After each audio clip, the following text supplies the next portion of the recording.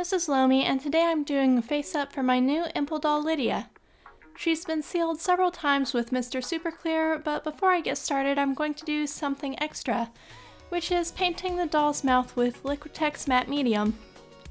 Her lips will be an intense color, and I want to do my best to prevent staining, so this is a super thick extra coat of sealant that'll hopefully help.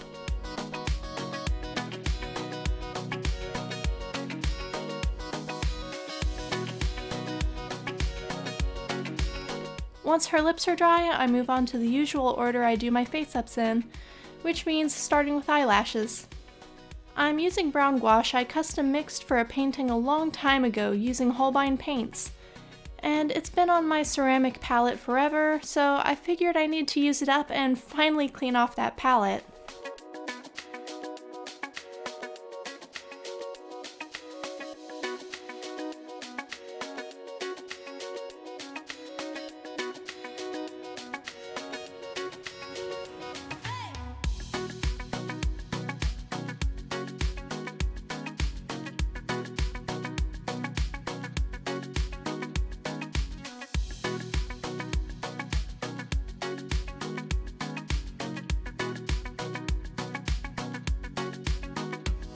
Whenever I make mistakes, I use a clean paintbrush that's wet with just regular water and gently rub the problem areas until they're corrected. This is good for evening out or thinning lines too.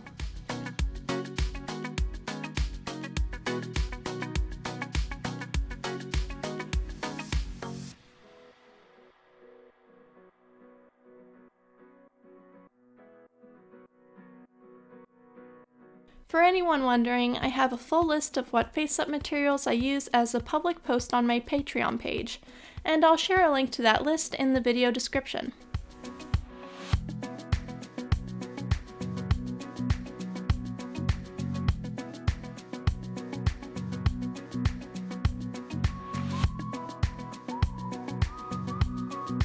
The first time I paint a brow, it ends up being way thicker than I wanted, so I take a minute to wipe that off and let the water dry before I try again. This is why gouache became my favorite medium for face-ups. It's so easy to correct my mistakes, and I tend to make a lot of them. I admire the people who can do dozens of perfectly symmetrical, evenly distanced hairs. That's definitely not me. Maybe it could be someday, but I don't think I do face-ups often enough for that. The black gouache on my palette had been thinned a lot, so there wasn't much left. So I used my Arteza watercolor pencils to do her eyeliner this time. I've never had very good luck with watercolor pencil for eyeliner in the past, but it takes a few layers to get a smooth and solid end result.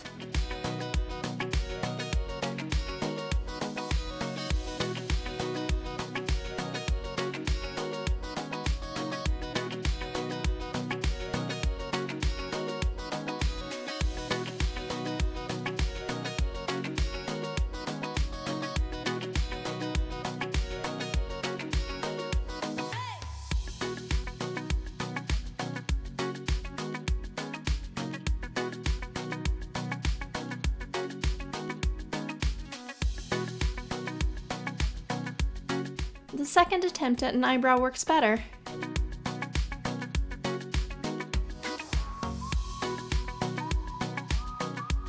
Now and then you'll see me hold my brush handle up to the doll's face when painting. That's to help me find symmetry and also find the right placement. From the side of the nostril, you should be able to take your brush straight up and find the inner corner of the brow. You can also tilt it at a diagonal to the outer corner of the eye, and that diagonal marks an ideal place to put the outer corner of the eyebrow.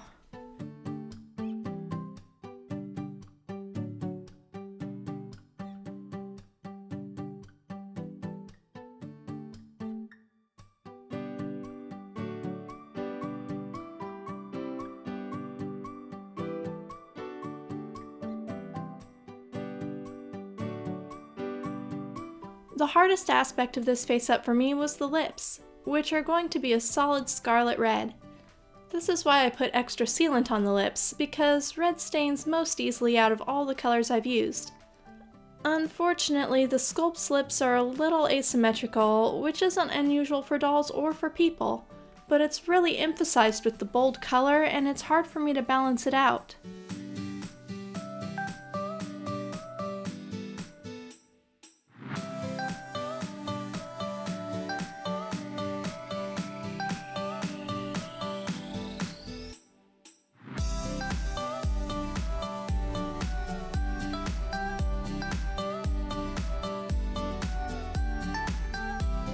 On top of that, I had a little too much paint on my brush, so it ran into the corners of her mouth and bled more than I wanted.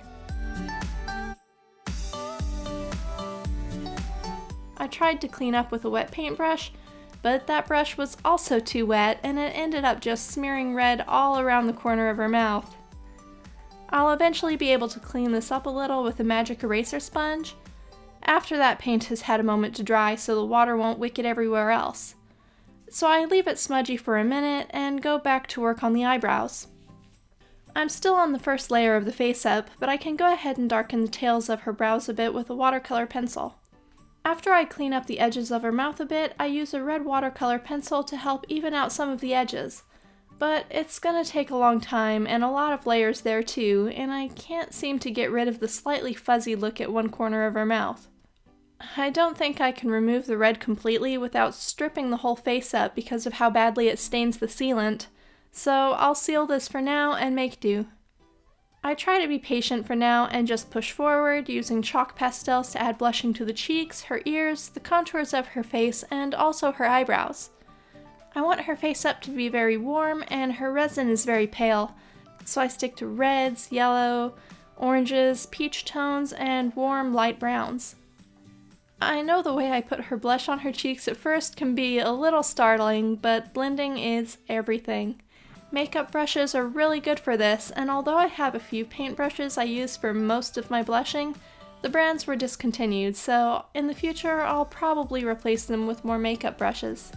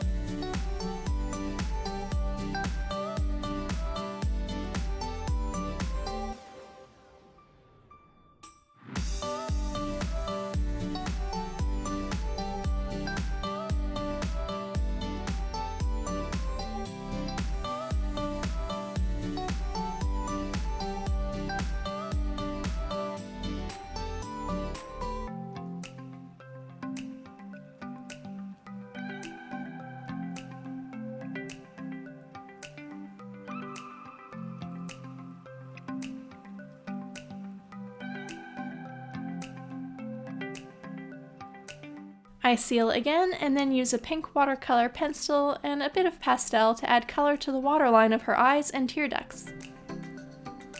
After that, it's more layers of pastel blushing to add warm brown eyeshadow. Once again, blending is everything.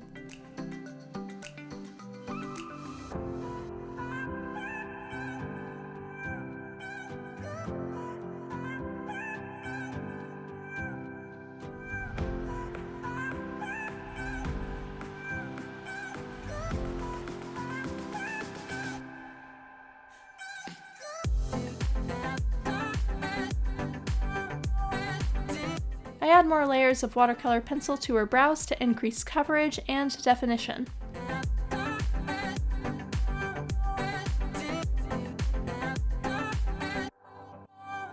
I seal once more, then add a hint of sparkle around her eyes with pearl powder.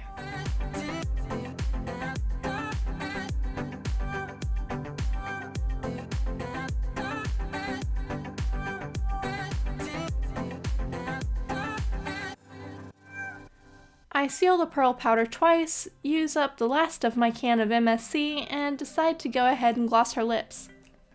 My camera shut off at that point, but after the lips are dry, I can add some white glue to the eyes and put in eyelashes. The lips on this one didn't turn out as well as I hoped, though I'm okay with the rest of the face up. This was the first time I'd ever used a solid, vivid color for lips, so I suppose it's a bit of a learning experience. In the future, I think I'll use acrylic instead of gouache for bold lips because acrylic is a lot less likely to bleed. It's possible I could touch up with acrylic right over the top of what I've done here, but I'll think about that for a bit. That's all for today though. Thanks for watching. Bye.